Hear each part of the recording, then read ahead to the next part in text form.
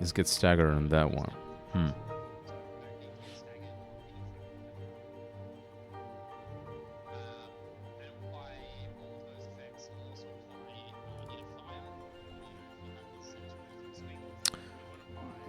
Okay, I'm just watching this and reading the chat.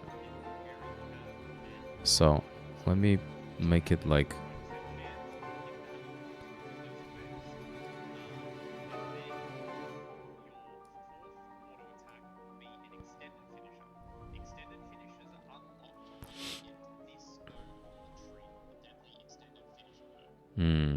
this one's good. I think I have to change this.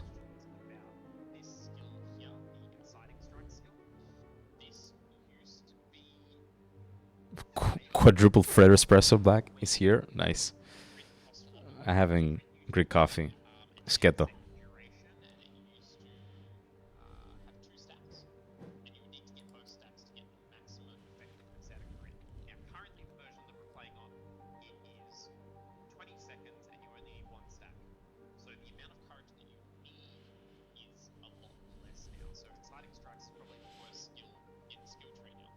So this is like the worst skill to use at the moment for PvP.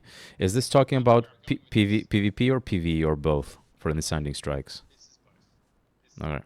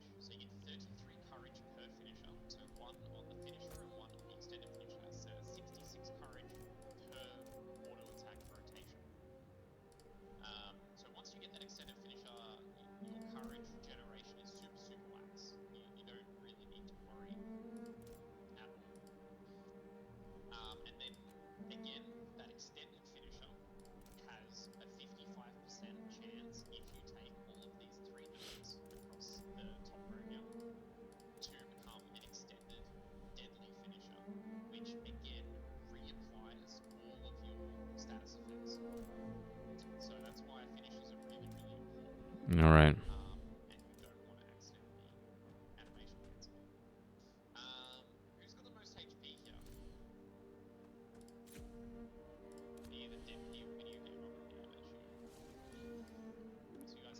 I got 4,187.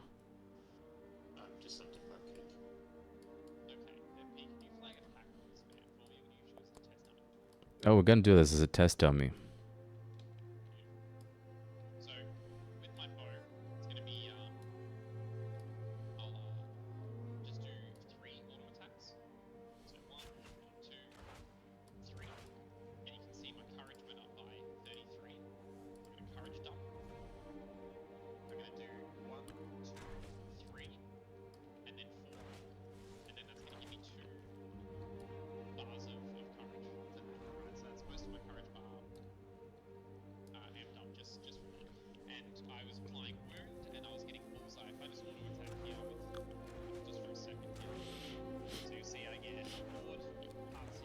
I got heart so stupid last night when I went to sleep. I have an inner pimple in my nose, so it's hurt like hell. Oh shit, man.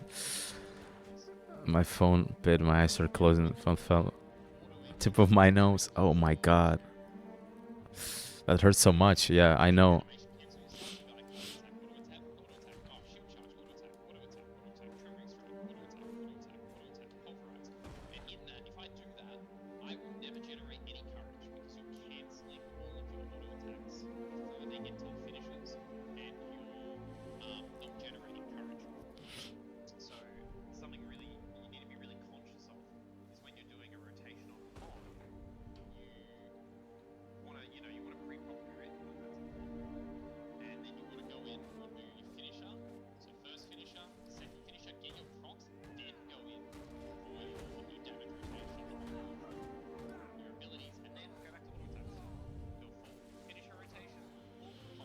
Okay, we're gonna switch this with this.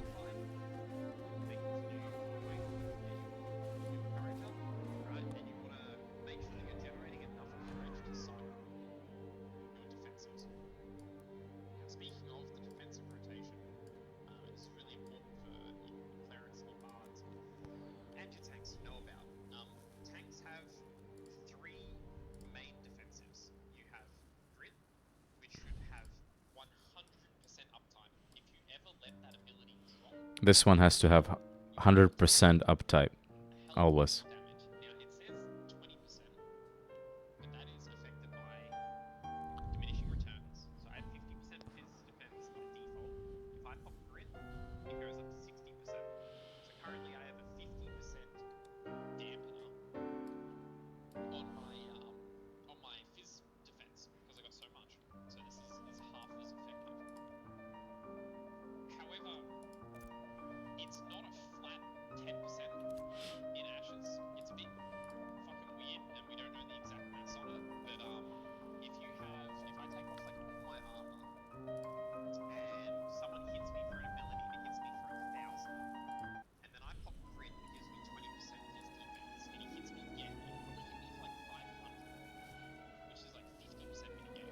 That's so much info about tank. It's crazy.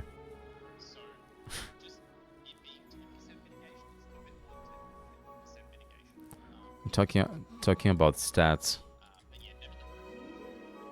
So pretty much never grid fall off. This one I was talking about.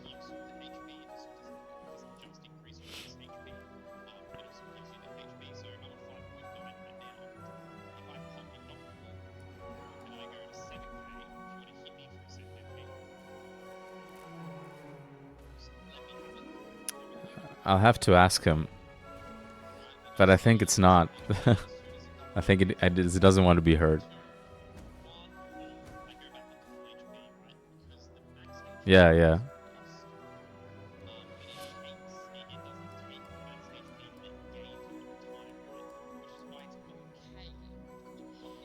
There's so much. It's crazy.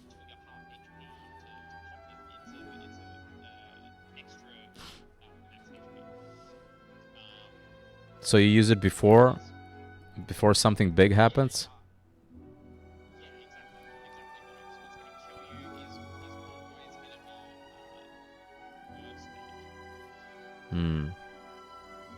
Only for my ears.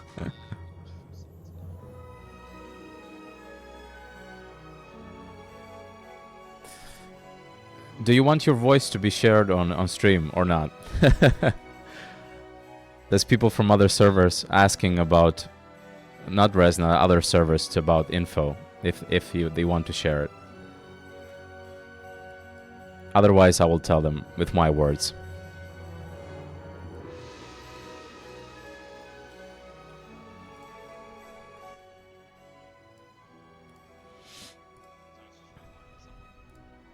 Yeah, no worries.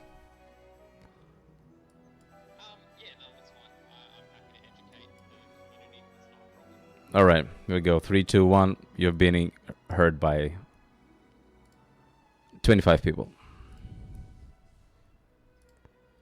All right, so very nice. That means I'll have to swap to my good microphone. Although I might need to turn myself down on this. The touch. That'll be a bit better. How's that? Sounds great. Excellent. Okay. Third defensive. So we've got Grit, we've got Indomitable Spirit, and we've got Fortify. Fortify gives you defense. Defense is, I mean, I assume it's still defense unless I've changed it. Increases mitigate. Yeah, it gives you defense. So defense is a stat that's actually found in your basic section. It's this stat here next to your power, which is a separate stat as well. I think I'm gonna defense reduces show you all the damage screen taken. as well. So this is applied to your physical defense and your magical defense. Well, maybe not. It's poor quality. So when I pop a I'll full be just fortify going here, myself if I use on Rush that. of Courage and then fortify, if I go to my magic resistance, which is at 19%, roughly, that's going to go up to 35.8. And then my physical is going to go up to 60. And then if I quickly get a finisher off and pop Grit, my physical is going to go up to 68 at a peak, right? Talking about this. Now, it's really, really important, unless you're panicking, not to overlap Indomitable Spirit and Fortify. And this is specifically for PvE. PvP is a little bit different because the burst windows are a lot higher. So there are I think you can hear him now. where you will want to use both. But in general, if you're in PvE, I'll usually open up with a shield slam, or if it's a chill pull, I'll open up with auto attack. So if I'm pulling, I'll grab a mob with my longbow. That'll give me my 2 finishes. I'll pop my grit, Is that good? right? And then I'll pop fortify. And that's going to last for 10 seconds. I'm going to wait until fortify on my bar here goes to 35. Once it hits 35, I'm going to pop Indomitable Spirit. Right, and then grit's about to run out, so I'm going to pop grit again. Indomitable Spirit lasts for 15 seconds, so it's going to run out in 3, 2, 1. Alright, now I'm out of defensives. So this is the most dangerous moment for a tank. So this is where I'm usually going to hold block.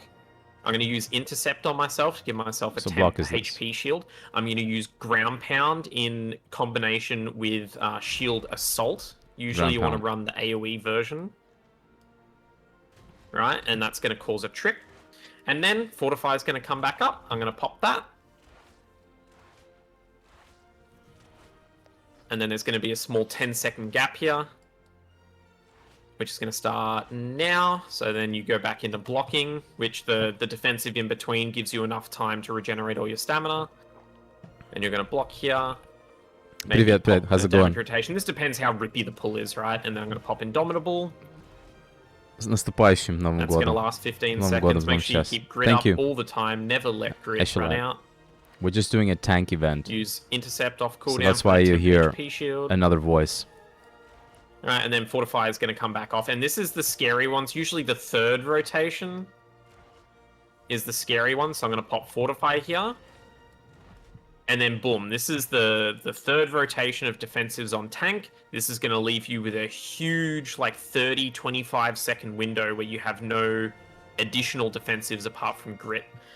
If the pack takes longer than 3 pulls to kill, that's when you can start to run into attrition issues, because it means your healer has to burn more mana to keep you alive.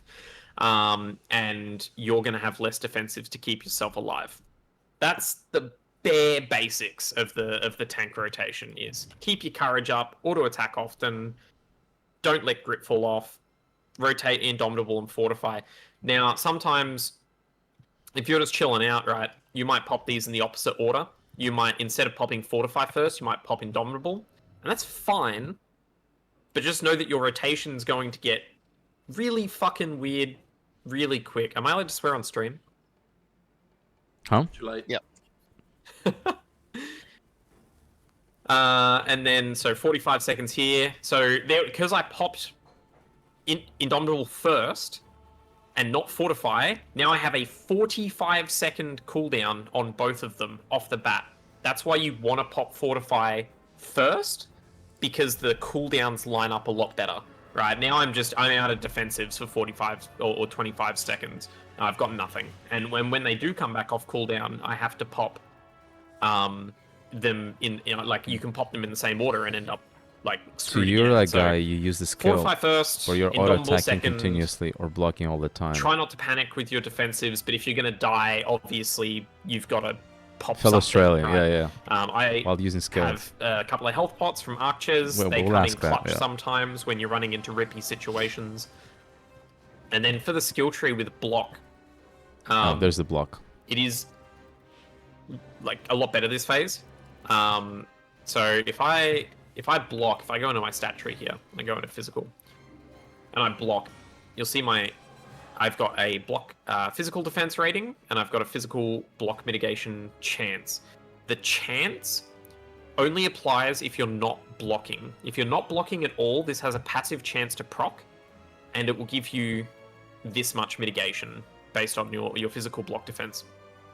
If I active block, I'm then going to gain a bonus from this perk here, the Empowered Guard, which makes my 25% of my magical mitigation apply to my physical mitigation, and 25% of my physical apply to my magical. Goes up to 40. So if I swap over Physical here, block goes I'll see 32. if the magical defense is actually working this patch. These two change. Which it doesn't. Oh no, oh. It worked for a second there. There we go. So my magical block defense goes up to 28.8%. Now, when you're blocking, if the enemy hits you in a frontal cone in front of you, it's like almost 180 degrees in front of you, you'll get 100% block chance to those attacks. Which is why active blocking is actually useful. Now, funnily enough, it's funny that you have a book Book is bugged, and Book actually ignores block points altogether on the active block. So you use that information how you will, but yeah, books will ignore guard, which is a bug that Intrepid hasn't fixed in a while. So Oh, that's a hopefully they bug. get to I that. didn't know that. Okay. Interesting. That's the bare basics. One thing that I will mention is the reprieve training is really, really good. It's something like 20% additional healing from your cleric as long as you're holding down the block button actively and don't let it go. So if you hit me a couple of times here, you'll see reprieve training go up here. So 3, 4, 5 stacks. There we go. So 4% additional healing received per stack.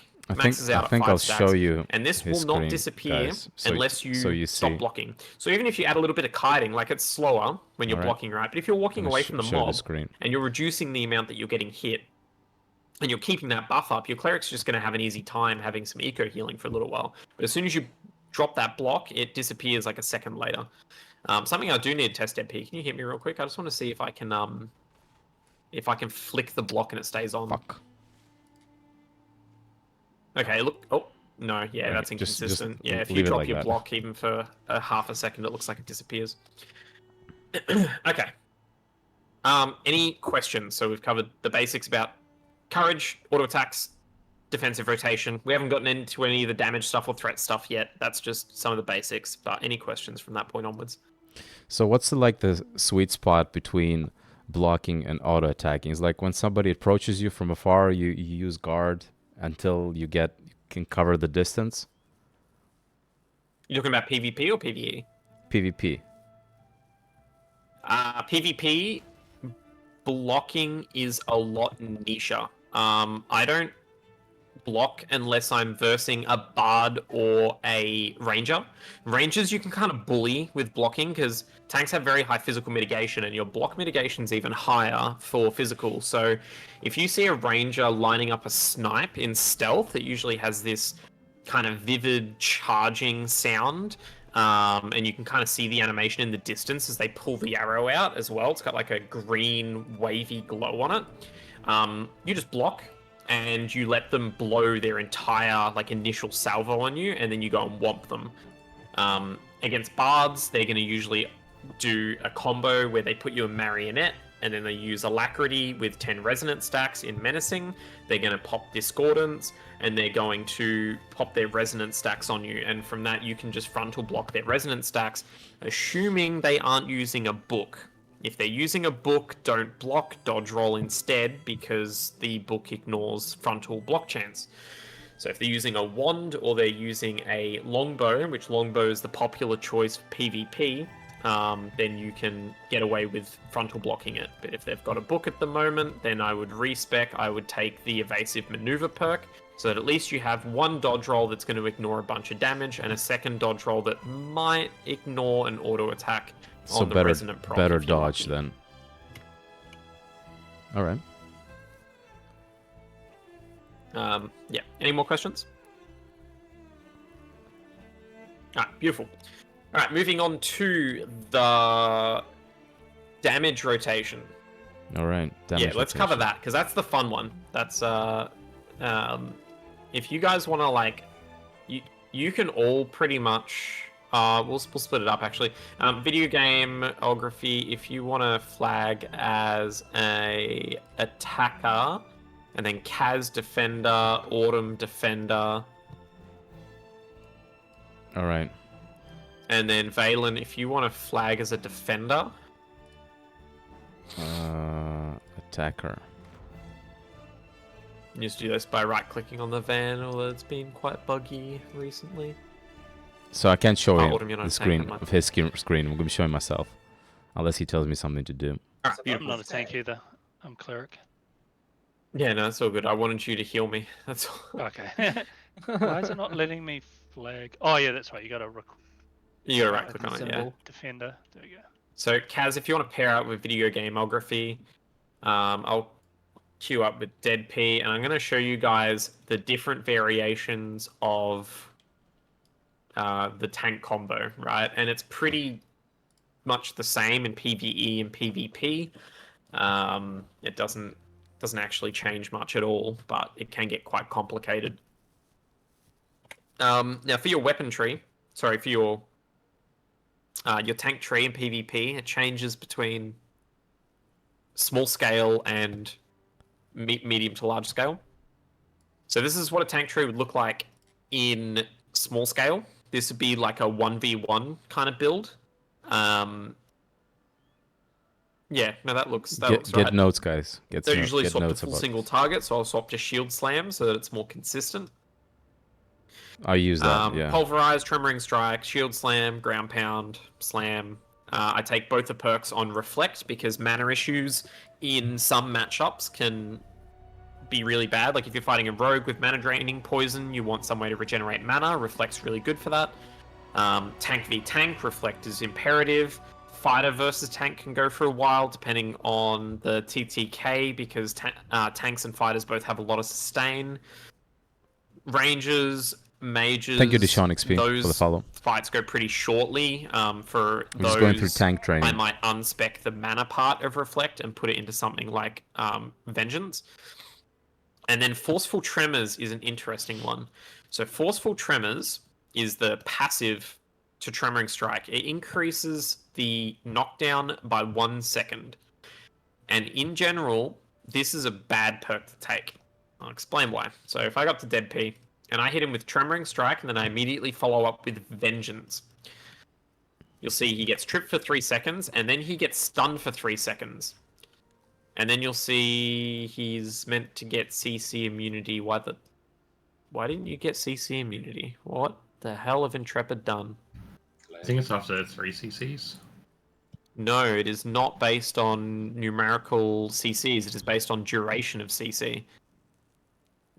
That's very strange. Does Trip is stunned on stack anymore? Well, I'm gonna actually make sure the.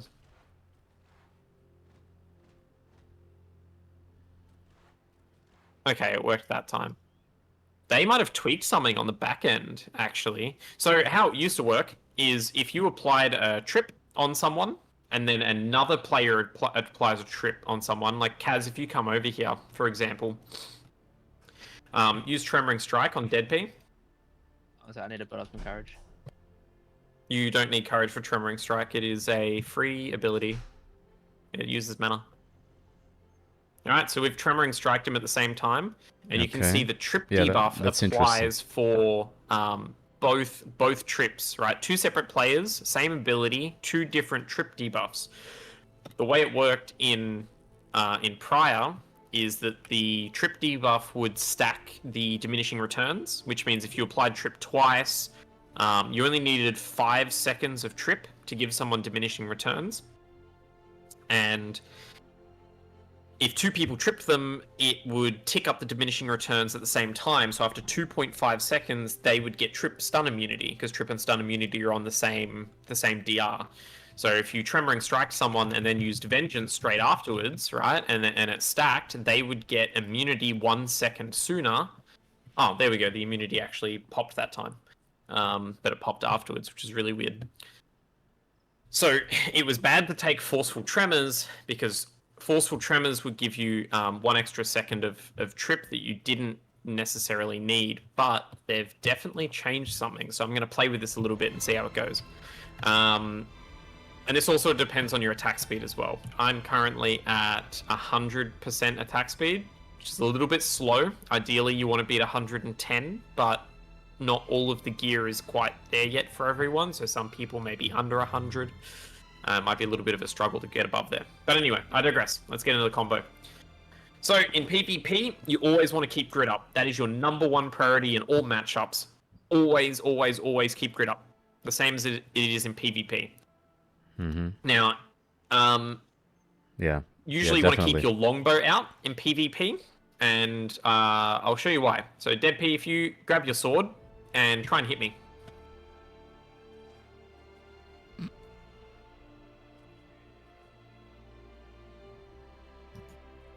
Ah, he's moving away. It's kind of frustrating.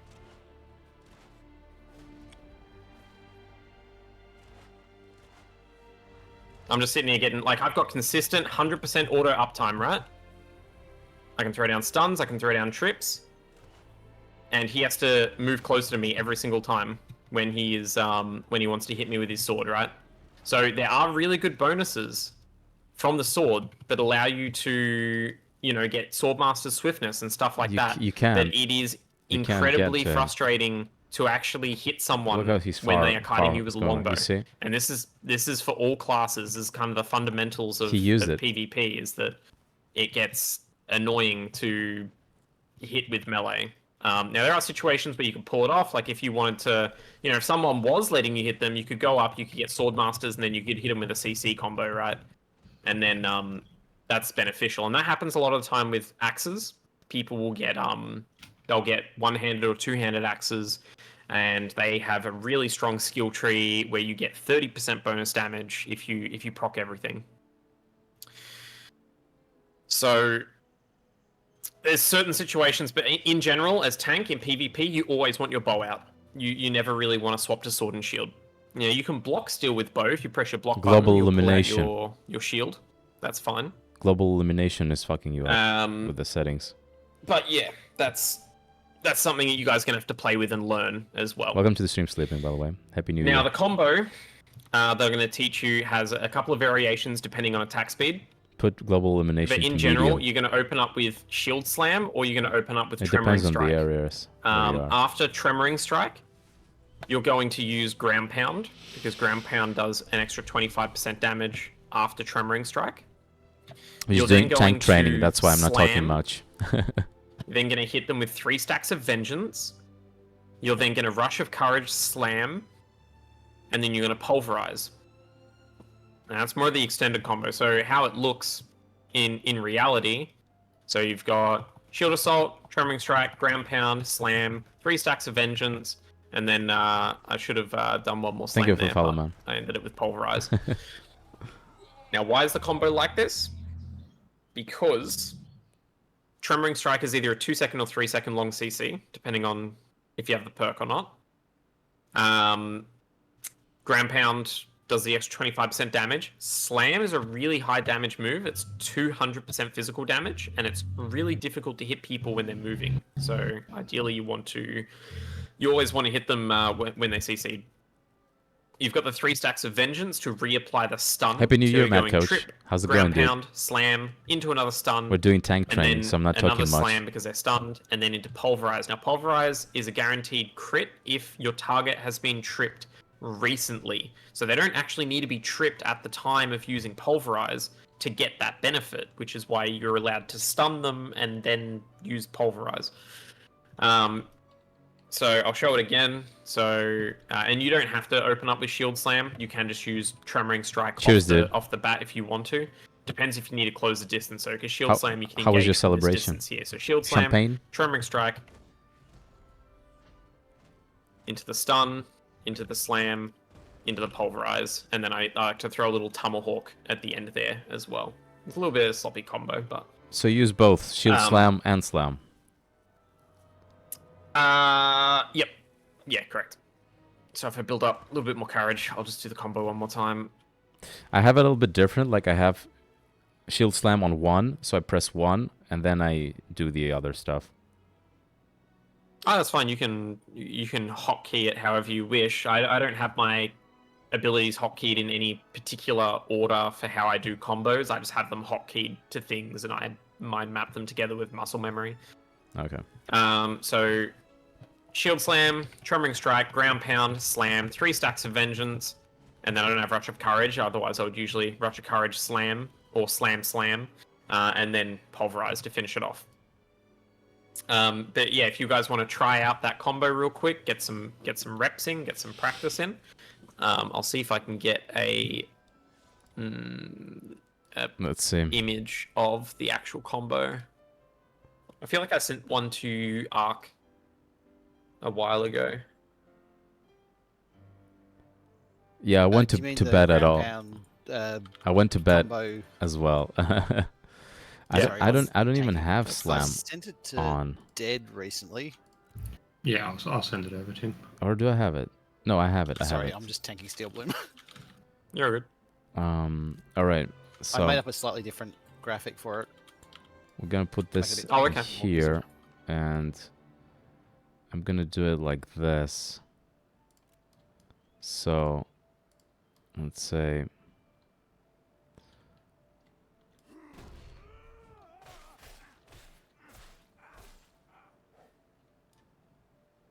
Hello. So we got the Tremoring Strike. So after that, yep, Ground Pound. Yeah, it takes a little bit to. We'll to try get that again used when to. you got all your cooldowns back up. All right, let's try it again. Yeah, what's going on, Quinn?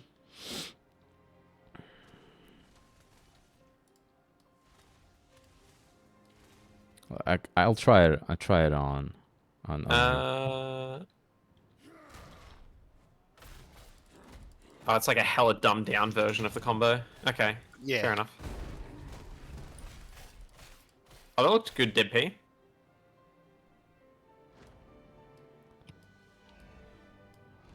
All right, you can use Yeah, I on was me. using it in the scrim a bit after Ark sent it to me. Yeah. So the one that the Ark sent me, it's basically the super simple version that doesn't include any slams. So it's just Tremoring Strike, Ground Pound, 3 Oh, stacks nice. of Vengeance, Congratulations, straight to dude. Pulverize. Doesn't include I any told of you the extra before, but slams. That's like congratulations. the I'm happy bare for you. bones version. That is good to practice. I probably should be teaching you guys that version first before I teach you the technical combo. But yeah, if you just want to practice that for now, so Tremoring Strike, Ground Pound, 3 stacks of Vengeance, Pulverize. Just ignore the shield slams, ignore the slams. You can use shield slam to engage still, but yeah. So Tremoring Strike, Ground Pound, 3 stacks of Vengeance, and then Pulverize. And that's a full CC loop as well. They can't break out of that unless they use a CC break. And the annoying bit is if you've kind of prepped them by applying staggered to them, right? If they use a CC break during the combo, in between your Ground Pound and your Pulverize, your Vengeance, the Ground Pound will trip them, because Ground Pound trips when they're staggered. So you trip them, use Why Ground would you Pound. use If Tomahawk they instead CC of the break, X Ground skill? Pound trips them again. If they are too late with their CC Insanity break and they strikes? do it in between Ground Pound and Vengeance, they get stunned. So they've got gaps to CC break and dodge roll out, but they have to be very specific with when they do it. So why use We're Tomahawk and not use bow? Sorry? Why use Tomahawk and not use bow? Does the Tomahawk will do more damage than your bow? Because the animation time. So for me to use a bow attack, right, it's 56 damage? 93, 107, 95, right? So at the end of the combo, right, on the back of the Pulverize, so if I use Tremoring Strike, Ground Pound, 3 stacks of Vengeance, Pulverize, and then throw a Tomahawk as I'm walking away from them, Okay. it's immediate. The ability has immediate. no wind up. I'm not in the middle of an auto attack rotation. It's yeah, immediate. Other uses for Tomahawk, apart like from that. getting that little bit of extra damage in, right? And you could definitely go straight back into auto attacks. right, Like, there's let's nothing say- wrong let's with say- that. let's If say you want we're- to just do the whole we're CC like combo, that. immediately back off and just go straight back into longbow autos. That's fine. I just I chuck in the Tomahawk because it's immediate. It's got no wind up, and if they aren't CC immune already, if you hit them in the back, it does a little Yeah, bit of bonus damage as well. If you can position yourself to be on the opposite side of them when you Tomahawk, then it'll do a bit of bonus damage. Other ways you can use Tomahawk is if you charge, cancel charge as you intercept the enemy player's body, and then Tomahawk. The Tomahawk projectile begins from the front of your character model, and as long as you're clipping into them, it will still register the target as attackable, and it will hit them in the back. So I'll show what this looks like in, and hopefully not mess it up. But charge, cancel, charge, Tomahawk, like that. And so my player model's moving through them. I don't know if you saw it on my Discord stream, but I'm moving through them as a tomahawk, and it's another way that you can get a cheeky trip. That is a grapple. Yeah, I was still holding shift, it's my bad. Because shift fires grapple. You can even just like dodge roll through them as well. You can do that. So you won't Then you get use that trip. grapple on people that are running away. So grapple is another tool that you have. So we can talk a little bit about grapple. Grapple allows you to do a couple of things. It's very good for group v group engagements where you want to pull someone out of position. It's very good for people trying to run away. It's very good to engage a combo against a player that wants to be at range, because it snares them. So there's a mix-up on the combo that you can do, where you can grapple someone and then go into 3 stacks of vengeance because they're snared and they can't get out of range without popping a dodge roll. The reason why I wouldn't recommend doing it is because they can just pop a dodge roll. So I wouldn't recommend using that variation of the combo. Mainly I'll use grapple for when they're running away, if I don't have Tomahawk up, or if they are if they're trip immune, right? But if someone's running away and they've got their back turned to you, absolutely open up a Tomahawk. That's one of the best ways that you can open up if someone's running away from you after a combo, and they're not already CC immune. Like if you trip them, you go into ground pound, they CC break, dodge roll away, and they start running away, you can just hit them with a Tomahawk, trip them, walk up to them, hit them with the rest of the CC combo, give them CC immunity, then they'll try and get away again, and then you grapple them back in, and they're out of movement. They're not going anywhere. You can sit there and you can longbow order them until your damage rotation comes back up. I would leave grapple as in small scale if you're not pulling them out of position for your team to nuke, which is what I would do in group play.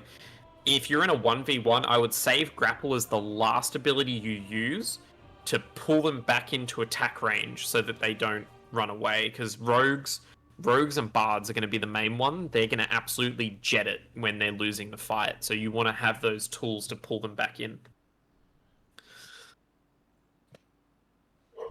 Right. A lot of info, but I'm getting it also on stream, so I will watch it again. Yeah, no, for sure. I'll talk about another ability. Absorption Field is an interesting one. So 15% health shield this guy gives, which is quite big. You can use it with Intercept to give yourself a 25% HP shield. Yeah, that's a cool one. In 1v1, I would not use this unless absolutely necessary, as it's the most expensive mana ability in the kit. If you use Absorption Field consistently in 1v1, you're going to run out of mana and probably lose the fight because of it. Situations where I do think Absorption Field is mandatory is against fighters. So fighters are probably the only class that can brawl a tank. Because they're tanky, they have a lot of health regeneration with blood fusion. They have Berserk reset to keep consistent uptime on their abilities, and they can hit their burst windows when your defensives are down because of that. And the main way that you can combat a fighter is if you see them pop blood fusion, and you pop an Absorption Field and an Intercept on yourself. This will give you a 25% temporary HP shield. And when a fighter does damage during blood fusion to a temp shield, they do not regain health. They have to damage your actual HP bar to regenerate health. So when I see a fighter, let's say Video Gameography is the fighter, right? If he pops blood fusion, I'm immediately tripping, I'm charging away, I'm putting up a wall behind myself, I'm popping an Absorption Field, and I'm popping Intercept on myself. That's my immediate reaction as soon as I see blood fusion. Because if you correctly counter blood fusion, if they're at like half HP and they pop a blood fusion, and you do that to the fighter, they're dead. They're done. You've won the fight. Like that is half of the fight versus fighter is correctly mitigating their blood fusion. So walls are a really good tool for that because they can't blitz to you if you use wall, and blitz is a lot shorter cooldown than leap strike, so they won't always have their leap strike up to chase you, and if they do, the wall can also block them from doing that as well. Yeah, that's a lot of practice against different kind of classes to remember every Yeah. strategy. Yeah, 100%. The reason why I mentioned the fighter one is because that one's very prominent. There's a bunch of other stuff with a bunch of other classes that I won't mention today, but that fighter one in particular, remember that temp HP is your friend versus that class. Overreaction. Now, from your end, Dead P, I'm going to use charge here. Let me know if my charge looks consistent to you, like I'm, moving towards you. Does that look No. consistent? You were like dashing off over there just in that two caravan that teleported. appeared near me. And I teleported in front of you? Yep. Okay. So this is... I probably can't say the name of it on stream, but we call it the missile. I think you can. No anyway, worries. No worries. Just speak freely. We call it the Guam missile. In house has something to do with the Chinese missile that's made for Guam. But anyway, it's an inside thing. Okay. So what this is the servers don't recognize tank charge properly when you change directions. So what you can do, let's say I'm looking at video gameography here, and I'm way out of range. So grapple range is about here. No, it's a little bit closer. About here. So this is grapple range, right? Let's say he's a cleric. I can be back here, and he thinks he's perfectly safe, right? I'm going to charge off to the side. Then I'm going to redirect my charge towards him and curve it. Then I'm going to grapple wall him. So this is what it looks like.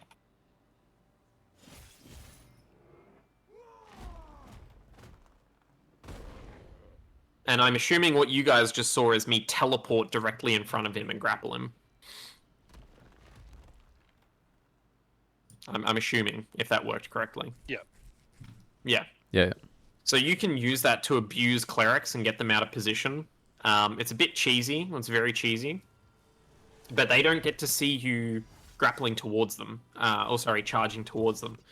So you can use that to catch them out of position.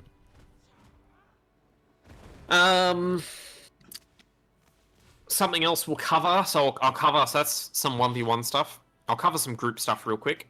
If you're in group play, I would unspec Reflect completely. Reflect is really good in small scale because if someone attacks you, you can reflect, and that will trip them, and that opens them up to a combo, or they have to use a CC break, one or the other, right?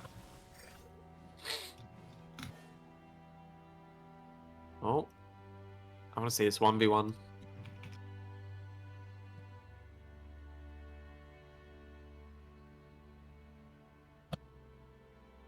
Who's that guy? Duel, right? Some random from Vice. So Duel is just because he's played for a caravan, he's played himself. Keep pressure on him. Don't let him get away. Just keep right on his ass. There he goes. He's going to try and run. You're going to charge after him. Get vision by charging into him. Don't panic. There we go. You've got him here. Just hit him with one combo and he's done. There we go. Good trip on the midair when he tried to acrobatic strike behind you. A nasty reflect here will also win the fight, but I think you've got him here. Don't panic. I said I beat him and then he killed me and corrupted. Oh, he went He corrupted. kept going. Free? He didn't realise that he fucking lost the duel and he kept No, going. don't kill him. Don't kill him. Don't kill him. Don't kill him.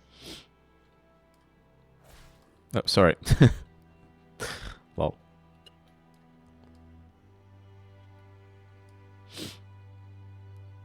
I guess he has his settings wrong.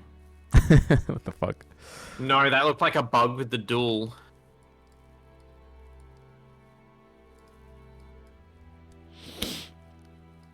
All right, I'm just gonna go quickly grab his gear.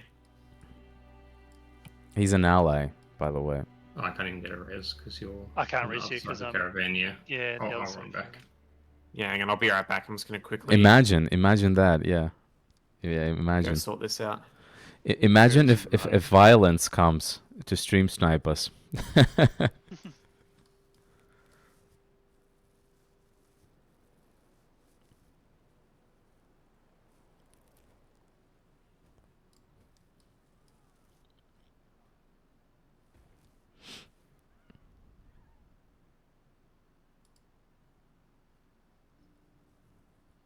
Yeah.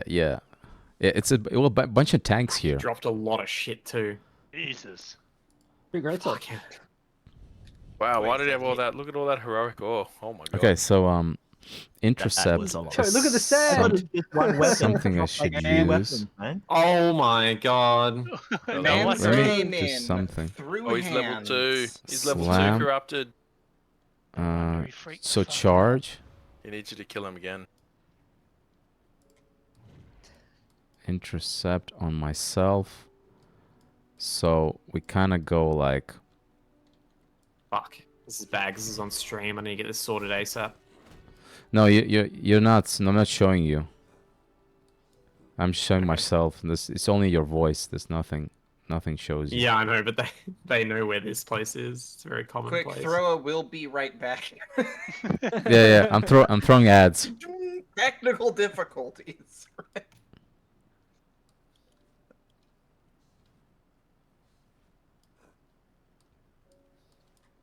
I think we had one of those back when we used to commentate League games, just in case things exploded. Always good to have, just in case. Make sure it's backed up by infuriating elevator music. Yeah, wrong.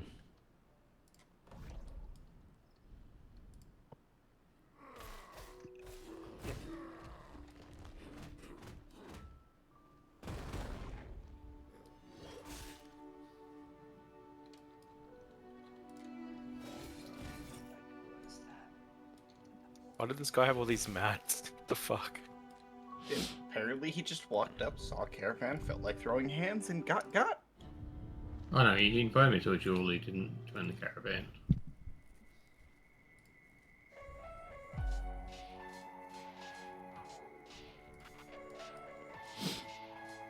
Okay, let's practice this again. So let's see. I want to do the wall. I still on cooldown. I'm gonna It's quickly a go bit- sort this out. In the meantime, keep practicing the combo, guys. Jesus. Fuck, what a clown one fest. driver Fiesta. after another for you. All right, let's do the. Oh, he's a mount. Okay. Fucking hell. I can do on this one. Can I do on this one? Yeah. Okay. Did you guys have any questions while we were waiting? The last thing I'll show you guys is the group play respec. And then we're pretty much done for the moment. I was gonna cover a little bit of mob kiting. If you guys have seen me kite in Carpen before, you'll know that I don't really stand still. Yeah. Yeah, I watched I've you. not seen anyone tank like you do. You look like you have like the worst case of ADHD in that jungle.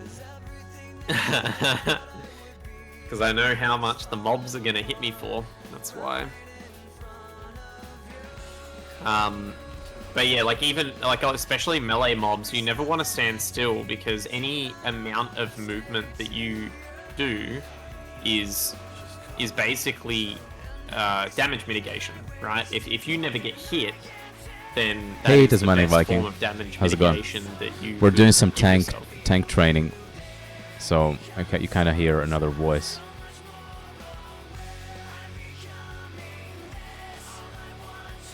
Oh, he's good.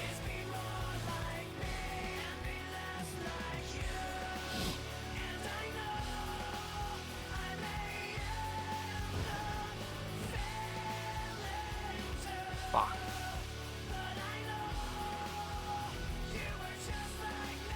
Why would he run towards the town near a fucking road? is on like the busiest road. Yeah, what an idiot.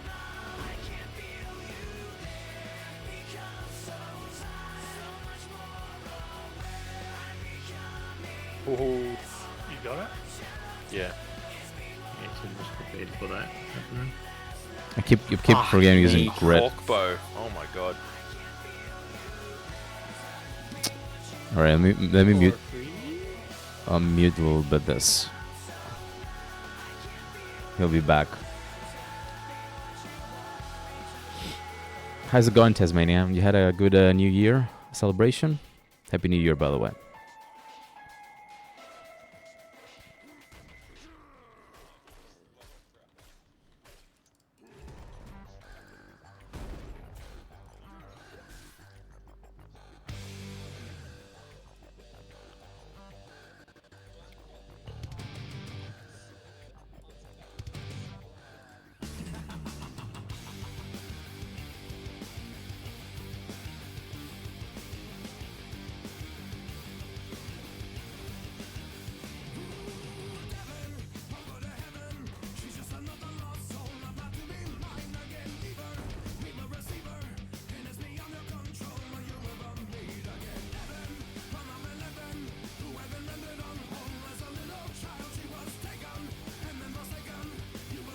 Oh, PAX, awesome.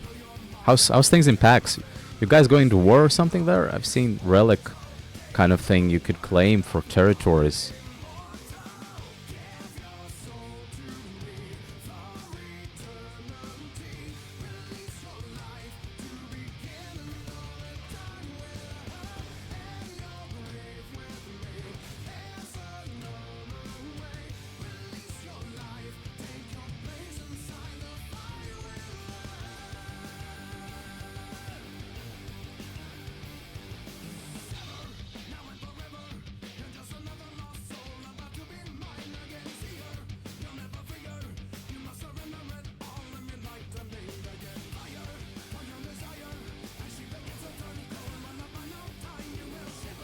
Oh, sorry. Wrong. Wrong combo.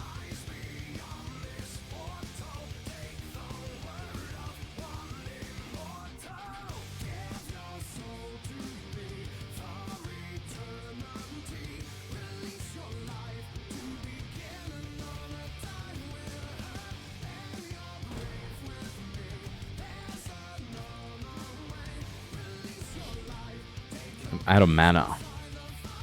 Spent too much abilities.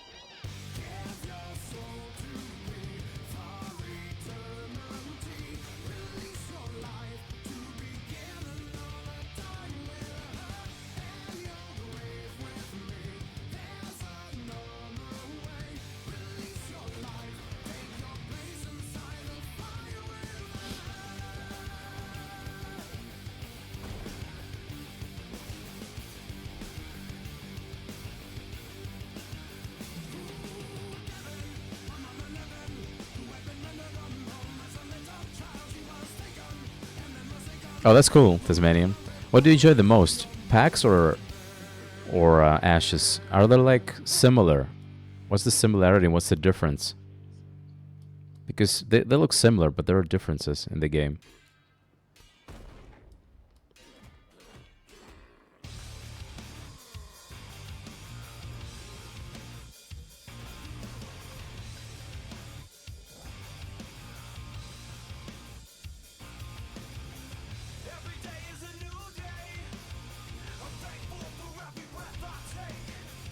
I messed it up.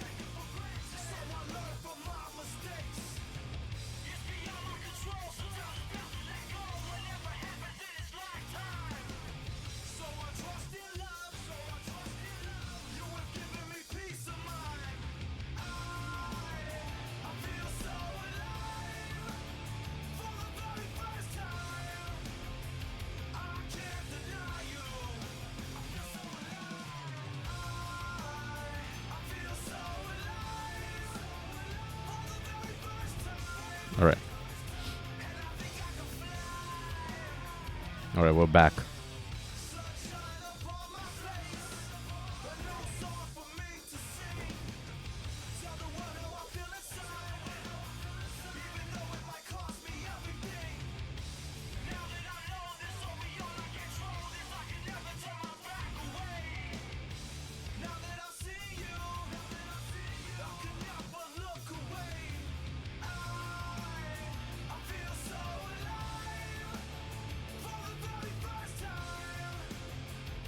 Alright, let's put this one back. I'm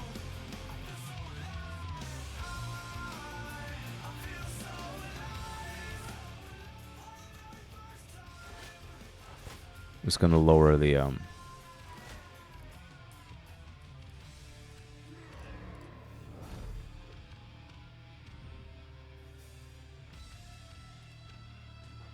I've been disconnected. From Discord.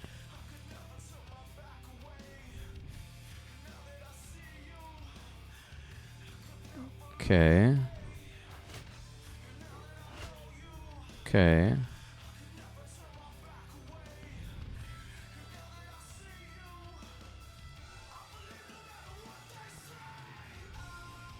I don't have internet, or do I? What's my wife dropped her coffee on the rug. Oh shit. Oh shit, man. There's an error.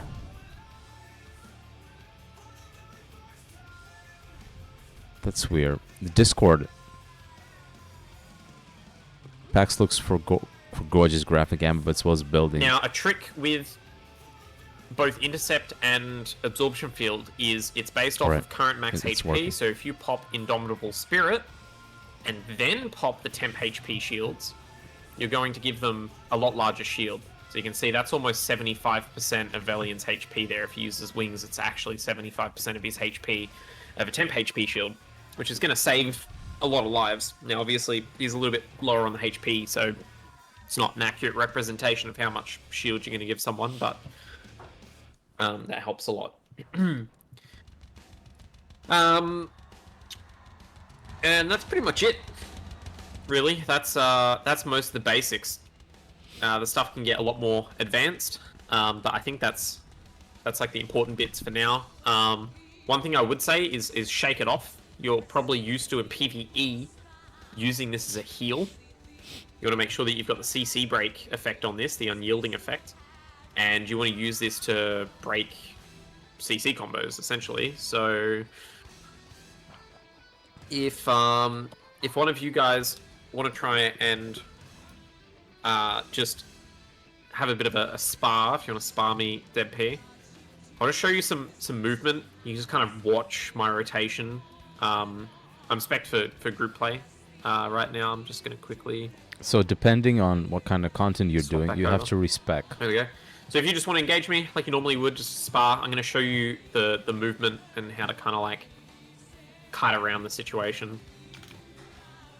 So immediately there, I know the Tremoring Strike's coming, so I'm going to back out of it. Ground Pound hit me anyway, so I CC broke that. Now I'm going to expect another CC combo coming soon. So I'm going to preemptively block this, right? And that's going to half the duration of his trip. If you block because of these three bottom perks here, plus the base from blocking, you're going to reduce your trip timer by 50%. So that's important in the tank matchup as well. Now I'm going to pop my defensive rotation here. Going to pop my temp shields. Going to block this next CC incoming. Right, there we go. I'm going to counter CC. He's halfway... Oh, his Vengeance actually went through. I'm going to solo lag though. Usually you can stop them midway through their vengeance. I'm going to hit him with a CC combo. Hit him with a Tomahawk, hit him with the Pulverize, and I'm just going to back off. Play it passive. Like, once you've popped their CC immunity, you don't need to keep playing aggressive, right? You just pop their CC immunity and you just back off. Alright, I can just sit him on his ass here if he wants to skirmish me, try and reflect. Reflect doesn't work on Book, of course, because Book's fucking powerful. And then I can go in for a finisher CC combo here. To kill NPC, level 1 NPC archer roll? That's Oh, the wow. annoying thing with Book. Book is very powerful at the moment. But you can just see the way that I'm moving. Like, I'm not standing still. I'm keeping distance when I need to. I'm closing distance when I need to. I'm trying to pay attention to when he is CC immune, I'm not playing aggressive, and when I am CC immune, I am playing aggressive. And when I'm not CC immune, I'm making sure that I try and block his Tremoring Strike, or I can also reflect his Tremoring Strike, which is good. Like, if you Tremoring Strike me here, dead P, to initiate a combo, and I reflect it, nah, he's not going to take it. You wait until afterwards. But you can basically both trip each other, so it's mutual, and then one of you either has to pop a CC break, or you both just sit there and look at each other while you're on the ground. Now, try and hit me with a Tremoring now. There we go. So we both trip each other mutually at the same time with Reflect. That's another way that you can mitigate it. That's more specific to the tank v tank matchup, but it is like viable in other use cases. Something else that I will note is Intimidating Aura. Says that it does 20% magic damage. Something important to note about magic damage and physical damage is it is not based off of your magic power. It is based off of whichever one is higher. So if your physical power is higher, you can pop Intimidating Aura, and it will scale off of your physical damage. It's hitting him for 46 a tick. That would not hit for 46 with 100 mag power. So that's it's 20% magic damage per tick. And because it's magic damage, it's going to avoid his physical mitigation. So something else you can add into your rotation is you can pop Intimidating Aura before you go in for an engagement, and then while you're doing your whole combo, they're ticking for just extra damage for free. The whole time. That that's entire cool. combo there's ticking for that That's little cool. bit extra damage. That's another thing that you can pop in.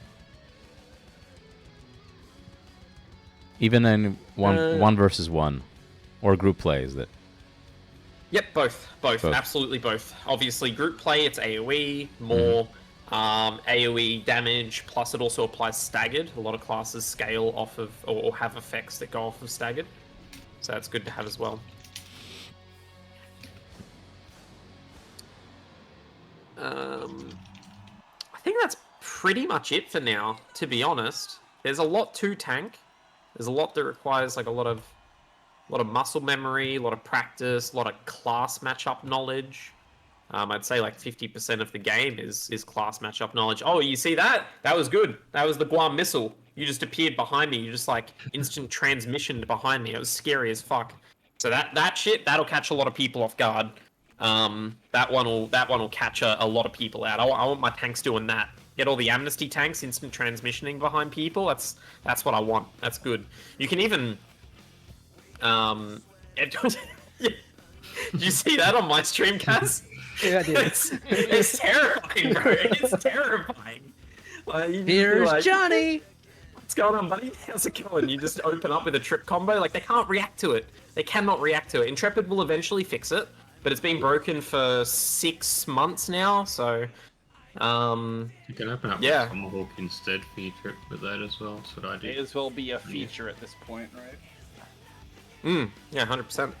Interesting. Yeah, no, the biggest one in group play is getting used to the grapple wall. You basically grapple, follow up with immediate wall, right? Because their immediate reaction is to roll backwards. That's everyone's by default human reaction. I just got grappled in. I'm gonna roll backwards. So if you do that combo, they just roll into a wall, waste all their stamina, and then they're dead because your team is going to follow up on you. usually you want to mark your target. Make sure you got a good keybind to mark your targets, because tanks are like they're the initiators. You know, they're the class that has all the kit to pull someone in, pull them out of position, and open it up for your team to follow up on it. So having a good target mark hotkey that's easy to use for when you grapple people in is paramount as well.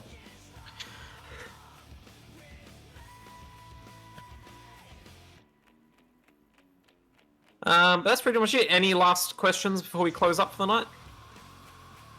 Got any questions? After I just blast wanna you make guys with info. Make sure. I normally intercept before Indom wears off. It does actually give the extra based on temp health as well. Indomitable Spirit will give the extra temp health if you have Indomitable Spirit active. Yes, absolutely. Okay, yeah, because I normally wait till it's about to wear off and then, or if I'm taking heavy damage, I'll use it during it, but I try and line it up with that every time. And best food at the moment, I'll cover that as well. So obviously people have been using a lot of bread at the moment because bread is very cheap, very accessible. We'll eventually move into the stage of the game where we're using some of the more expensive food that gives you about 3.5k HP. We're also going to start pumping out Journeyman Constitution Scrolls. Now, what I will say about food, I'm very annoyed that HP is so food-based right now. But usually tanks would run attack speed food. Attack speed on tank, and you'll realize this once you get a bit more of it, but we used to run these either scorpion skewers or this grilled fish that gave a shitload of attack speed. It was amazing. But because HP is so valuable now, it is definitely best to run HP food. For armor, once you guys get your Rosarium, the fortitude bonus from the Rosarium is going to give you a % increase in Constitution. So I think at base it's 15%, which at a K con is an extra 150 con, which is an extra 450 HP just from that set bonus. It'll be a little bit higher because you should have a bit more con when you get your Rosarium set, because it gives a bit of con as well. So you want fortitude bonus, that's definitely your best. With my Stonebarks at the moment, I'm getting 18% con at uncommon. That's what we need to get, the Rosarium. Oh, dude, you've got a... What's Stonebarks? You got Stonebark lucky. is an adept. No, I crafted it. Oh, it's adept. That's Yeah. unfortunate. It was just something I needed to. I need something to craft while I'm armor smithing, so I'm like, fuck it, I'll just make it. It's cheap. That's fair. No, that's good. That should get you. Well, should get you through. The raw HP can sometimes better than some of the Radiant sets, but you'll eventually need to upgrade to Rosarium. Yeah. Did you guys take a look at the gear? Did you have any questions about the gear guide that I put out the other day? I did. There's a big difference between like your late game build and what like Jeremiah was talking about. Just from like, because you look more like a bruiser and he wants to be like the stone wall. Yeah. Is there like a major difference in the way PvP plays out between a tank that does more damage versus a tank that's borderline impossible to kill? Yeah, tanks already don't get targeted, and if your tank has no presence in the combat, I then you're prefer to just an be NPC. tank bruiser Right, okay. rather than be a Fallacy, wall. right? Make them think. I'm a very aggressive player in general when it comes to PvP. I'll put a lot of pressure on the opponents that I'm fighting, and limit their options. If you are in large-scale PvP, there is a place for Stonewall tanks because the extra HP gives your team more temp HP, but it's not by much. In general, I'm not sure what Jerry's build looks like exactly. I haven't He was talking seen about it. wearing Forge Guard at the end. Okay. Not craftable, but okay. Forge Guard's not bad. Forge Guard's actually pretty good because the set is bugged and is giving way too much HP regen at the moment, is the reason why it's actually good. I am a sincere Blood Runner player. So if Forge Guard is craftable rest now. and the level 29 benches come up, it is probably the best option if you don't go for medium armor. Medium armor is what you want as a tank. It's just goddamn near impossible to actually make because it's so difficult, because animal husbandry is such a pain in the ass. But you want medium armor. If you get medium armor set, you will be unkillable, more so than running Forge Guard. Forge Guard gives you an insane amount of HP regeneration, but it's heavy. Blood Runner gives an insane amount of HP, just straight up HP, and it also has the Siphon set bonus, which is a lot of damage, and that gives you HP regeneration as well, because when you hit Siphon, it basically deals damage and heals you for the damage dealt. I think both are perfectly viable, and I don't think Forge Guard makes you the wall. I think that it's a good set, but it's not what defines your offensive capabilities. I think the Blood Run is a little bit more aggressive. I think the Akadira is a little bit more aggressive. I think Akadira sucks because it's heavy. And that's the reason I don't like Akadira. I used Akadira all of last phase, by the way. Most of us did, but it's because we had no option to use anything but Akadira. I think what really defines your playstyle is probably your jewelry and your weapons. And your probably your jewelry and your weapons, I would say. So this phase, I'm gonna try out Sword and Shield, or Axe and Shield, as it'll end up being. I'll probably go for a Night Reaver axe, and I'll keep the Forge Scale Shield.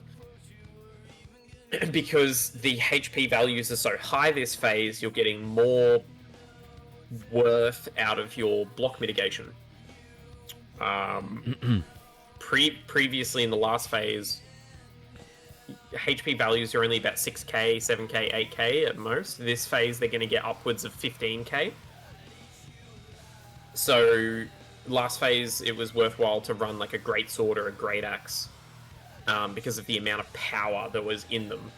The other reason is the stat dampening's gone on physical power. So you would need to build an aggressive amount of power to get to a reasonable amount where you could do a lot of damage to someone. And that may be still true now, but because there isn't that much stat dampening on the physical power, it means that all of your other pieces of gear in your kit are going to give you more value. Or at least get you to your break point, I suppose is the way to say it. It's not necessarily more value, but it gets you to the break point to where you're dangerous quicker. I don't know what he was running for jewelry, but for example, if I was running, Amulet of Zaran, Dirge Feather earrings, and Petal Shard rings, that would be a pretty aggressive build. Yeah. But you could instead run Slag Breaker earrings, which are very defensive. You could continue running Steel Bloom for the HP, or you could run... I don't know if much really beats Steel Bloom. Like, obviously Amulet of Zaran does, but that's the more aggressive option. And then for rings, you could run Forge Guard Signets, which give a lot of defense. And that would take away a lot of power. Like, you would lose a shitload of power from doing that, and it would make you a lot tankier. Oh, actually, no, there's the turquoise sea rings. I forget what they're called. They're like wave rings or something. Those might be an option as well. The wave tossed? Yeah, wave tossed. And so my if you go that option, they're very tanky, and I agree that those rings are probably best, but your jewelry and your weapons more cater your playstyle more so than your armor. Your armor is really just defensive at the moment. Most of it's in your weapons. You said before that, like, obviously the last phase, you were running a lot of speed things, like attack speed. Is there and at the moment health is such a crucial thing instead. Is there a world where instead of the Dirge Feathers you run like Tide Rod earrings? I'm gonna have to look them up. They're the the upgrade to Petal Shards. They're just like ludicrously expensive.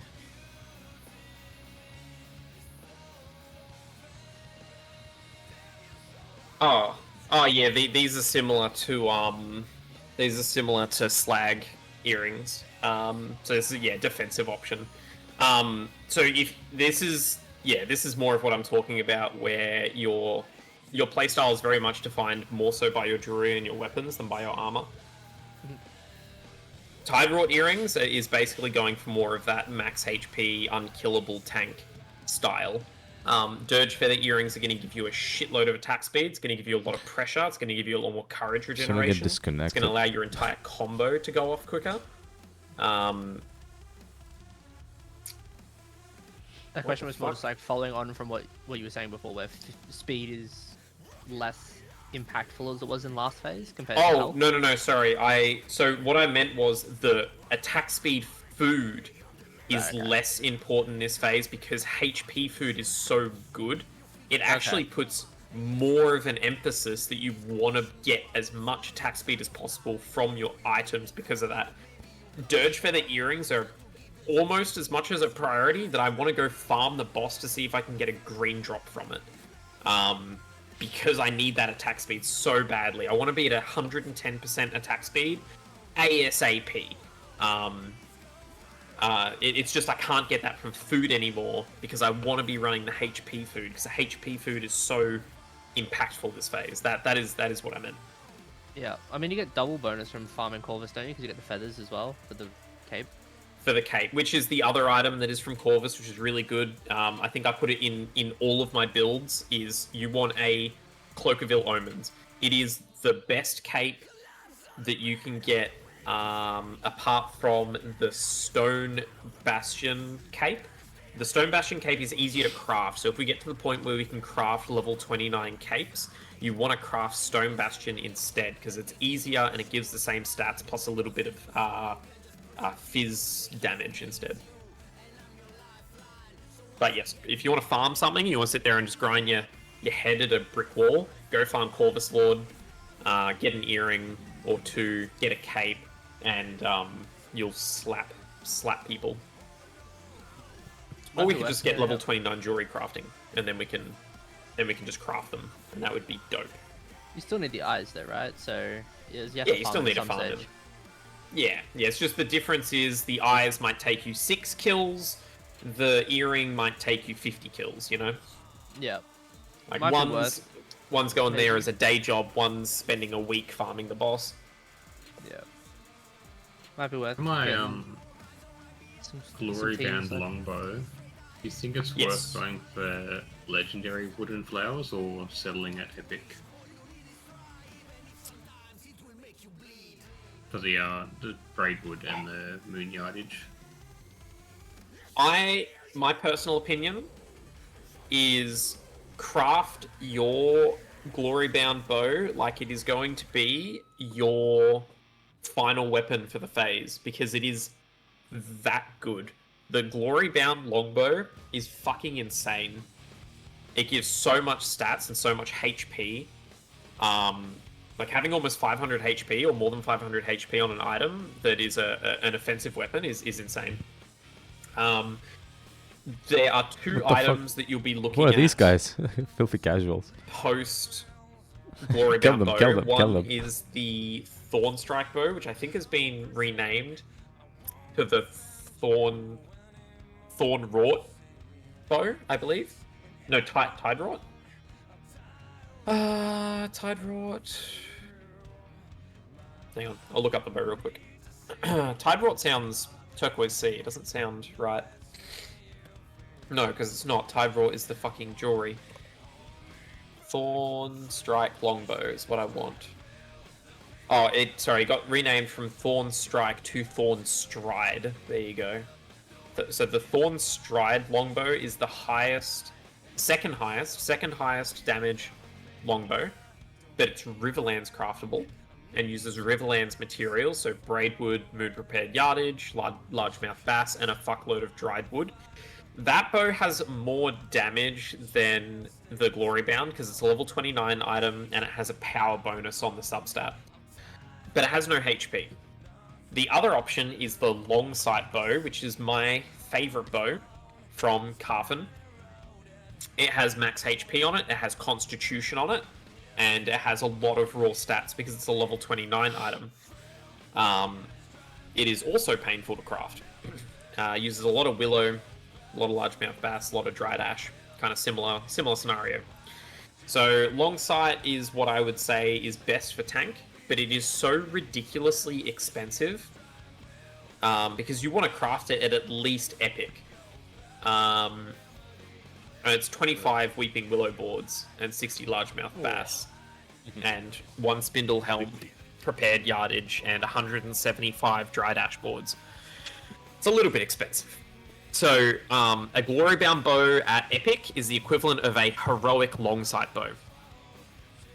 And you're not crafting a long sight bow at legendary, so the best you're going to make a long sight bow is at epic, and it's going to be about a 20% difference, I would say, between the two bows. So that's why I would say I would over-invest into my glory bound bow, because the glory bound bow is really, really, really good. Is that tanks only, or is that for across the board? Other classes, depending on what you are, have different options. I'd say fighters are in the same boat as tanks. I would say rangers are in the same boat. Rangers do need HP too. They're very squishy. Any amount of tankiness that you can give a ranger is great, but I'll be real, most rangers are just going to go the DPS option. They're going to build the Thorn Stride bow instead because they want to deal big fucking damage, right? They don't care. They die, they just want to get kills while they're doing it. Yeah. Now, the ultimate bow that absolutely destroys everything else is the best bow in the game, is the Dreadwake longbow. It is the John Dark variant level 29 longbow. It has constitution, physical speed, and power on it. What the fuck? Did they remove the HP? They fucking nerfed it. These motherfuckers. The Dreadwake. Deservingly, this bow was broken. Okay, this is good. Okay, the Dreadwake bow's been nerfed. It still has physical speed and power on it, on the longbow, and it has 300 HP because of the constitution. Yeah, no, this is still definitely the best bow, 100%. The caster ones still have a bit of max health, but they got intelligence instead of. Oh, we'll go on to the casters in a second. So the Dreadwake bow is like your uber late game, like super hard bow to make because it uses all resources from the John Dark. So it uses Banyan boards, cacao boards, bird of paradise yardage, and starfish oil. Which means you have to sit there and you have to fish in the John Dark for like weeks to get all the starfish oil, let alone get it at rarity. And then no one's selling it on the market because no one's fishing in the John Dark. It's a pain in the dick. So that's like theoretically the best longbow, but realistically, unless you want to spend the next 2 years farming for the thing, not really. You could probably do it in like a month, maybe 2 months. Go Glory Bound. If you want to over-invest in a Glory Bound into Epic, I think it's a good idea. If you just want to make it a heroic to do your shit for now, that's fine. But then invest into a long sight bow, and make the long sight bow Epic, and that's your endgame bows. Okay. Yeah, I've got 6 of the flowers in Legendary, but haven't got Briarwood yet. The moon bells. Yeah, 6 out of You're 9. doing better than me. I got fucking 0. I've been too busy doing other shit. 5 days farming those, so been rough. You'd need uncommon dried ash for that. To make it epic. Epic. Legendary, uncommon. Or legendary, rare. Long sight bow, yeah, or the other one. What we're talking about, the Glory Bound. Glory Bound. Glory Bound, yeah. I can only guess because we don't have a calculator. Yeah, That But if I were works. to take a guess, I would say if you had a carpenter with at least 1,300 quality rating, and they had legendary braidwood, legendary moon, uncommon ash, I think it would roll epic. But it's fucking close. yeah. You're better to overdo it than underdo it. Absolutely. Because at the end of the luck day, if you overdo it, farming- you get some free stats. Good Yeah. luck farming rare ash in mass. Yeah. Well, yeah, but I mean, like, if you're doing like mostly uncommon and throwing some rare ash in there just as a buffer, like even if you're only throwing a hand, like 10, 20 boards in there, Yeah. just as your safety net in case shit hits the fan. I mean, the blue ash is only going to make about a 0.5 to 2% difference, but yeah. It's painful when you look at it on the calculator how much adding small amounts of upgraded materials into a certain category is. It's very, very minimal. But no, I agree. I don't know exactly what the mass is right now in crafting epics. I know how to craft heroics. Don't know how to craft epics. I think legendary uncommon would do it. 1,200 carpentry quality, easy peasy. I'll be real. I think it's got it in the bag. Alright. I'll let you know if mine does when I get there. Yeah. And then the other thing was magic items. So magic items for level 29, you guys get the Book of Spellcraft as an option. The Ars and Cantaris, Art of Spellcraft. Insane magic book. Insanely cheap to make. It's four dried Weeping Willow boards and 100 dried oak and some Lumadon powder. Ridiculously easy to craft. You can craft that thing at epic, no problem. And it's just casually got like 1,000 power as a substat and a bunch of crit. It's got magic crit power, crit chance, more magic crit chance, 1,000 power rating, 400 intelligence, and its base mag power at epic is 4,800. It's ridiculous. It's like 5,800 mag power and a fuckload of crit. It's insane. Which is why when everyone was going on, when I like reduced the BIS guides, they're like, dude, do we really all have to go longbows for our magic classes? I'm like, I mean, for level 26, yeah, but when you get to level 29, shit kind of opens up. You got a lot of options. That looks hella cheap as well, right? It's hella cheap. It is, yeah. Very it's much. disgusting. Insane. And it's Basically got the only- mats for that already. Yeah, I think a lot of people probably have close to the max for that already. Yeah, but you got to wait for Grandmaster Arcane yeah. Engineering. Yeah. Which is probably a while away. Cool. Have all the mats ready. That's a way to start 2026. Try and do What it kind of right. coffee it was? Freddo espresso? That's I why I have clicked the to wrong say button. shit right. Oh, I'm tuned to the game, so I'll be getting a nice play. Nej, det. Varm luta. So when you spill coffee in Greece, it usually say there's a saying that you will get money. Alright, I think we've gone over everything. I would say for the moment, I would focus on getting your Rosarium Guard armor. It looks like things are going to slow down quite a lot due to some bugs with the towns, so your level 29 armor is not going to be readily accessible. So I would try and make your Rosarium Guard at least rare. If you want to go hard, make it a heroic. But at least rare, I would make your Rosarium Guard. Get your Rosarium Guard, your Petal Shard Jewelry, get your Glory Bound Bow, and then it's your choice whether or not you want to play with a shield or with a two-hander. I'm going to try shield this phase to see how we go. Do we have a buffed armor smithing guild? Platinum. The A shield. buffed armor smithing guild or a buffed No, armor it's like smithing guild? within guild. Yes, we are working on him at the moment. It's Jeremiah. We're getting him the recipes that he needs. And we are working on the food at the moment. We got the armor smithing food today. We're just working on getting the elixir. And we've gotten him some of his plate forged armor from the forge already. So he's getting up there. We just got to get him to level 20 on that character as well. Yeah, cool. That's good. Be aggressive. Chase him. Good grapple. He's behind you. That's disgusting that didn't put all him out of stealth. What the fuck?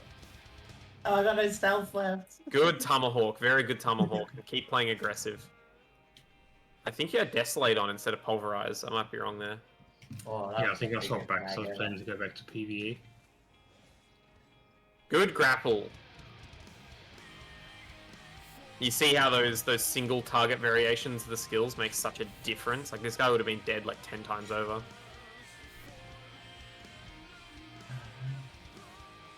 Easy. Yeah, very good. The way that you were saving your grapple as the last thing when he tried to run away is exactly what I was talking about versus rogues and bards. That's perfect. That's exactly how you play that. You wait until they scurry away to go and fucking stealth, and you drag their ass back Or over. do little rogue things up in the bushes.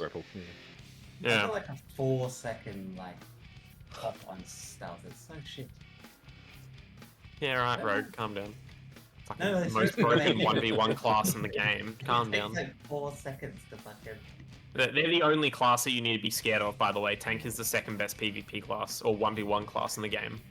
Rogue is number 1. I don't even know. Another thing that we'll practice, this is more group play stuff, but we'll practice syncing our walls in group play. So a lot of the times we'll engage and we'll throw like a vine field down and a silence, and then we'll try and box them in, and we'll place like walls in sync to form like a line or a concave to lock them in. Or we'll just use it to split their ball in half. That's another thing that we can do as well. But that's group play, boot camp kind of practice stuff. We'll practice when we get Splitting to their that. ball in half. Yeah, you literally just do a line of walls in the middle of their ball, and you just eat the front half and chew off their front line. And their healers and shit in the back line can't help them. Yeah, exactly like that. Oh, so if you put it straight on them, It move out, moves them out of the way. side they move first, or just push them? It should push them. But you can't even jump over it. Yeah? No. It's just so it's like infinity in the sky. So.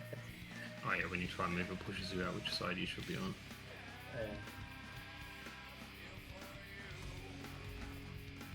What the fuck is 50 people in the Discord? What is going on tonight?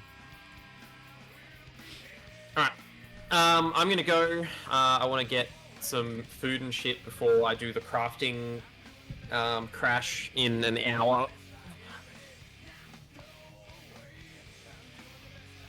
Yeah, fucking good job, boys.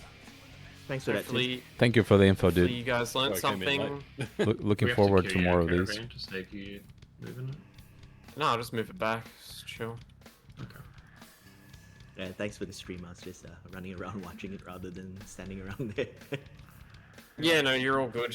I yap a lot, but there's a lot of information that goes in a high-tiered tank. Like, I can simplify tank down, but simple is not gonna get you into the nitty-gritty, right? There's a lot of nuance and a lot of little shit that you've got to learn. Cappuccino double so with chocolate? Jesus Christ. I'll slam you with a fuckload of information. You'll absorb maybe 20% of it, and then as you kind of play the game and figure shit out, you'll be like, oh shit, yeah, Tim did mention this random thing.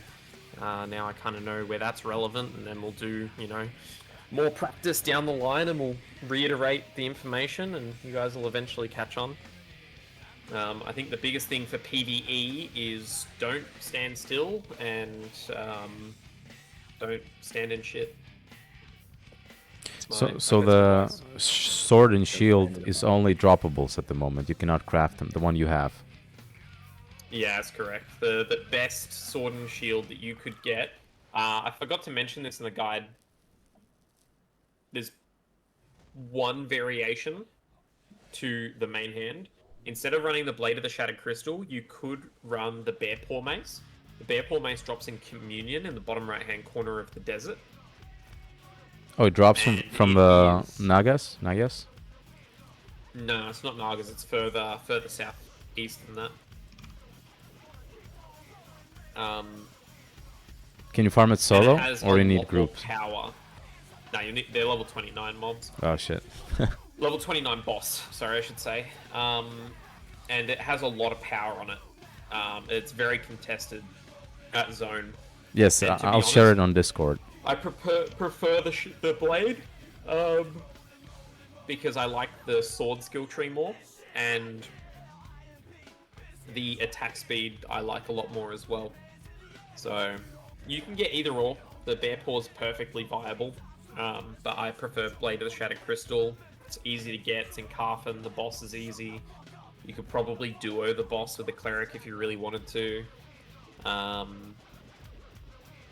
Yeah, that's good. Until Night Reaver acts, which is currently craftable, to be fair. I'll just see if they've changed the stats real quick. So the Rosarium armor, we should focus on farming the Steam Bloom emblems or also buying them? Combination?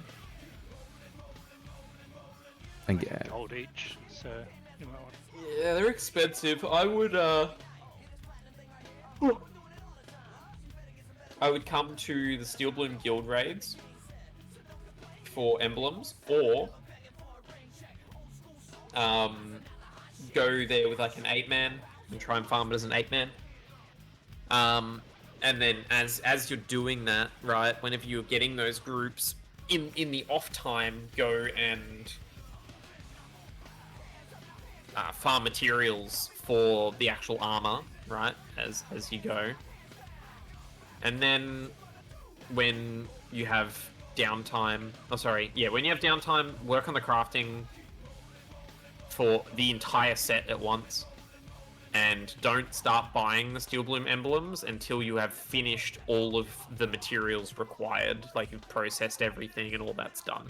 If you've got everything processed, ready to go, and you're literally just waiting on the Steel Bloom emblems, then look at buying them, depending on, you know, how patient you are, or how much of a pain in the ass it is to get Steel Bloom groups. But the actual material acquisition is going to be the hard bit. or is it like buying the other materials also if you're not gonna farm them? Is it stupid to do it like that? Most of your materials required is just raw zinc. So I would go to the John Dark, I would farm volcanic rock. I would then go and gamble the volcanic rock in Nuela, assuming the taxes aren't insane. And then the gambled volcanic rock can turn into zinc, but also volcanic rock just has a very high drop chance of zinc by itself. I would do that until you get all your armor plating, and then the hard bit is the otters and the rubidium. So either make friends with a hunter or learn hunting yourself, go hunting for otters and the anvils. And then the rubidium you might have to buy. Okay.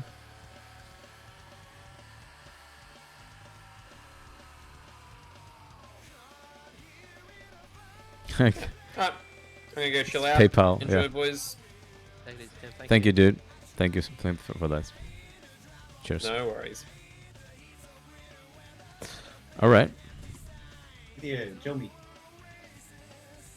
All right. Give me a sec.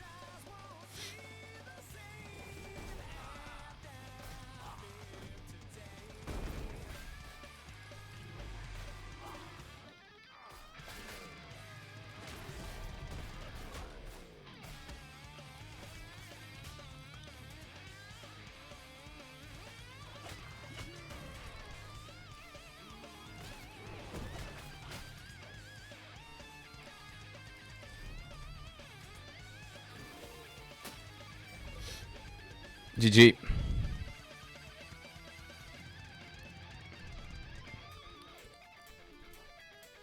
No, I'm good. I really have no gear.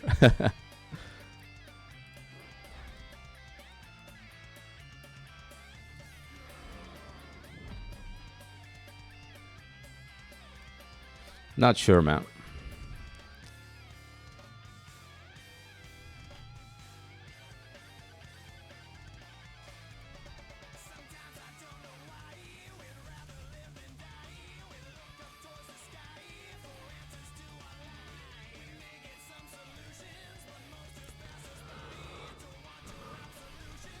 No, I'm in Greece. It's 12 p.m. here. Happy New Year, by the way.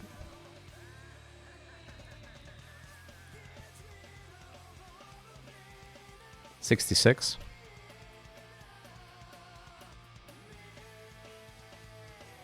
Oh, you got pink.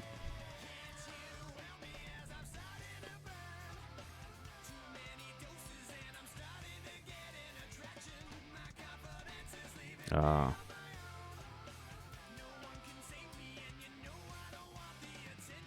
Yeah, I should start with block. No, that's good. Thanks, dude. But yeah, I'm like literally with no gear. So it was still good. Let me see something here. Tank talk. We finished this one.